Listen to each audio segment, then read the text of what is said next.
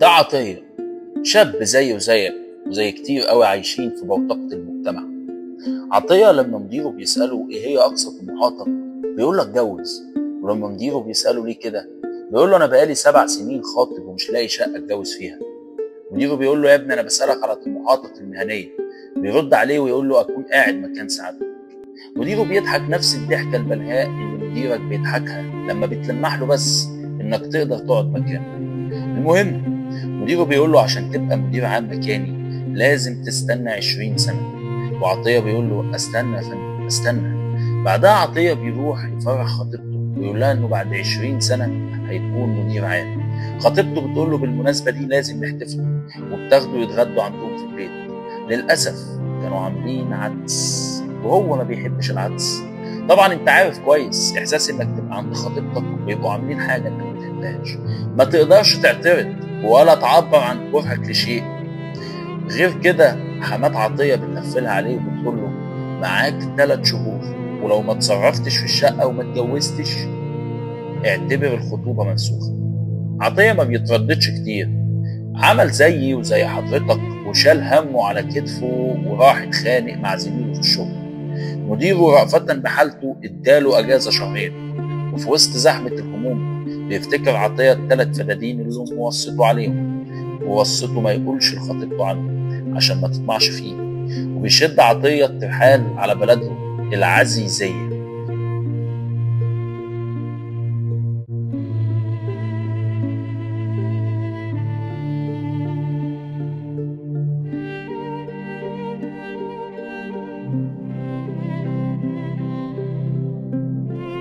وهنا بيكتب عطية سطر جديد في حياته. أول ما بيوصل البلد بيقابل راجل فلاح طيب كروي ساذج. بيسأله عطية هي العزيزية بعيد عننا؟ بيقول له لا دي قريبة بتاع 10 12 كيلو ماشي. وبيمشي عطية لحد ما بيوصل للحاج عوضين. الحاج عوضين هو الفلاح اللي بيرعى الأرض من ساعة ما أبو عطية مات، وكان بيوصل له الإيجار كل سنة. عطية بيقول للحاج عوضين عن نيته في بيع الأرض، وساعتها الحاج عوضين بياخدوا من ايده ويروحوا لكمال باشا عزيز. هتقول لي مين كمال باشا عزيز؟ اقول لك ده بابن بيه، ومش بس كده لا ده جده يبقى عزيز باشا الكبير اللي اتسمت العزيزيه دي تما على اسمه. وبيدخل عطيه جنه كمال بيه، او بمعنى اصح حياه كمال بيه. كمال بيه لو هتوصفه بجمله مفيده هتقول عليه كلمه واحده بس: ده صاحب السعاده. راجل بيعرف يكون سعيد بكل الطرق والاشكال اللي ممكن تتخيلها. اشكال السعاده عند كمال بيه بتختلف وبتتعدد. يعني مثلا قعدته مع مراته في الريف بالنسبه له عنده ولا كانهم في الريف الاوروبي، مع العلم ان كمال بيه في فتره شبابه لف العالم كله وضيع فلوسه كلها على السفر والتنطيط والصرمحه هنا وهناك. حتى سعادته مع عيلته بتحصل له لما بيتلموا كلهم ويقعدوا يتفرجوا على فيلم اجنبي من غير صوت ويقعدوا يقروا الترجمه بس. كمال بيه مسمي عياله على اسامي جنينه الفواكه اللي عنده بره، علشان بس يحس ان عنده جنينتين فواكه، واحده جوه وواحده بره. وايه يدلع كل بنت من بناته على اسم فاكهه معينه. عندك مثلا خيريه هانم بنقول لها يا خوخه، عندك مثلا عنايات هانم بنقول لها يا عنبه، عندك بدريه بنقول لها يا برقوقه، وهكذا وهكذا وهكذا. كل ده بيحصل وعطيه بيكتشف معاهم جنة.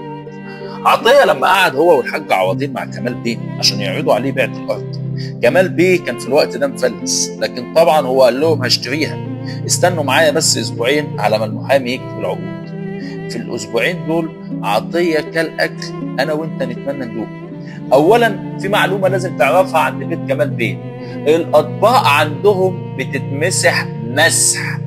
أول يوم عطية كل فيه دخل المستشفى، بس بعد تاني يوم وتالت يوم اكتشف عطية نفسه من جديد، واكتشف يعني ايه طعم السعادة، وبدأ يمارس هوايته اللي كان نفسه يشتغلها زمان، لكن مجموعه في الثانوية العامة ما نصفوش عشان يخش كلية زراعة.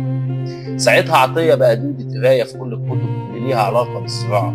يكتشف ان ورق الشجر تعبان وبيقع ومحتاج يتعالج، وبيبدأ يقترح حلول لعلاج الشجر والجناين. عطية أثناء رحلته في البحث عن السعادة وهو بيتمشى مع خيرية هانم بيسأل خيرية سؤال ساذج جدا وعبيط جدا من وجهة نظرنا حاليا. بيقول لها أنت خريجة إيه يا أنسة؟ بتقول له أنا معيش حاجة. انا فلاحه بنت فلاحه، ست زي كل الستات. عندك مشكله؟ قال لها ابدا، دي حاجه عظيمه جدا.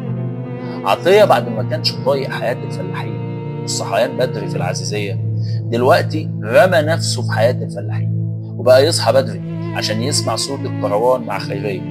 مش بس كده، ده بيتنازل عن حلم ابوه اللي قال له نفسي اشوفك مدير عام، وعطيه كان ناوي يستنى 20 سنه عشان يحقق حلم ابوه. لكن دلوقتي بعد ما شاف الجنه بعينيه وداق حلاوتها ما بقاش قادر يبعد عنها، ولا عن خيريه ولا عن كمال بيه ولا حتى عن ارض كمال بيه. الاسبوعين اللي اتفق عليهم عطيه مع كمال بيه بقوا شهر، والشهر بقى 2، وبقى طول العمر. الفيلم ده اسمه خرج ولم يعد، اخراج فنان سينمائي بالفطره اسمه محمد خالد، وتاليف عاصم توفيق. حقيقي الفيلم ده فيه معاني ورمزيات اعمق واجمل من كده بكتير.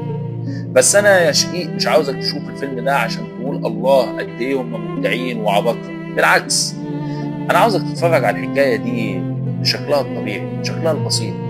حكايه شاب عامل زيي وزيك، زي كل الشباب اللي في سننا اللي مش لاقيين حد يتكلم عنهم بجد ويعبر عن اللي جواهم. واعمل زي عطيه يا شقيق واكسر الحواجز اللي مقيدين نفسنا بيها. خلي بالك انا ما حكيتلكش عن المدينه كانت عامله ايه في عطيه، ولا خنقتها وزحمتها كانت مخليها يشوف الحياه ازاي، لان ده انت كده كده شايفه، مش بعيد تكون عايش فيه. الفيلم ده انتاج سنه 89، لكن بيقول لنا حاجه تفضل معانا طول العمر، وهي قوم دور على جنتك على الارض. سلام يا شقيق.